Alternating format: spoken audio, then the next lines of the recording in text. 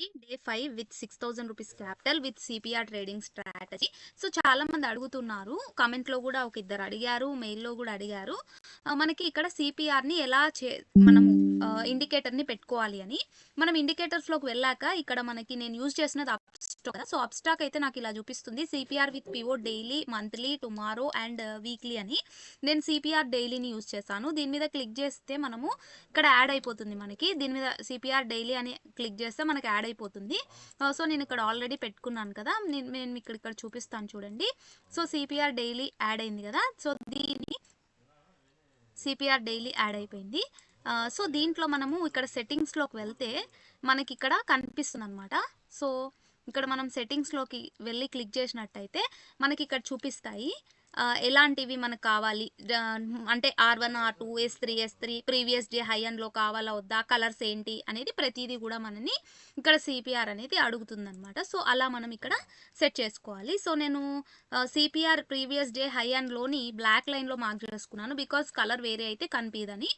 So ఈ రోజుకి వచ్చేద్దాం ట్రేడ్స్ విషయానికి వస్తే. ఈరోజు సిపిఆర్ వచ్చేసేసి మనకి నారో సిపిఆర్ ఫామ్ అయింది. సో ఇక్కడ అబ్జర్వేషన్ చేసినట్టయితే ఎగ్జాక్ట్గా 25,300 లెవెల్ అనేది previous day high.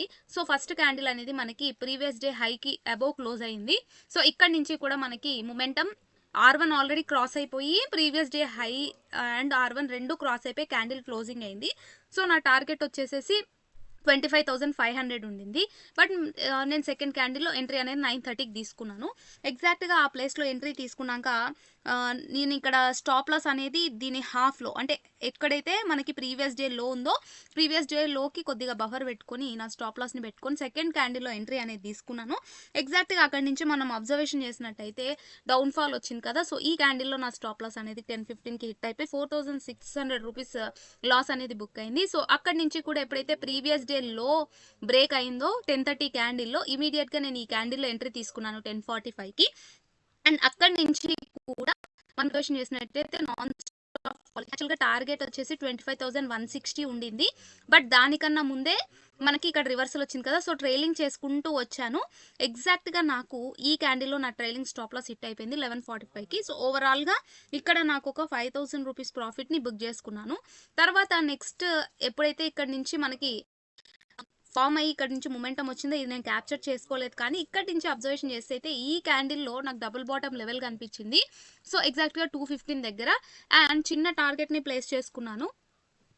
And next క్యాండిల్లోనే నేను ఎగ్జిట్ అయితే అయిపోయాను, బికాస్ ప్రీవియస్ హై దగ్గర వరకు మొమెంటం చేస్తుందని. సో ఓవరాల్గా దీంట్లో 1,100 రూపీస్ ప్రాఫిట్ని బుక్ చేసుకున్నాను. సో ఇలా నేను ఈరోజు ట్రేడ్స్ అయితే తీసుకున్నాను.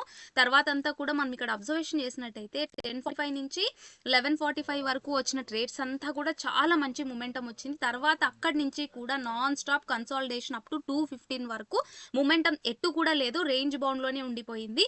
తర్వాత మనకి లాస్ట్ మొమెంటంలో మళ్ళీ బ్రేక్అవుట్ వచ్చి ట్రేడ్స్ అనేవి ఇచ్చిందనమాట. సో ఓవరాల్గా చూసుకున్నట్టయితే ఈ రోజు నాకు వచ్చిన ప్రాఫిట్ వచ్చేసేసి 2,190 రూపీస్ ప్రాఫిట్ వచ్చింది, బికాజ్ మనకు first call stop loss hit అయిపోయింది. తర్వాత రెండు కూడా మనకి టార్గెట్ ఇచ్చాయి. సో ఓవరాల్గా 2,190 రూపీస్ ప్రాఫిట్ అనేది ఈ రోజు బుక్ చేసుకున్నాం. సో కన్సిస్టెన్సీ మనకి ఇంతవరకు అయితే ప్రస్తుతానికి ఉంది.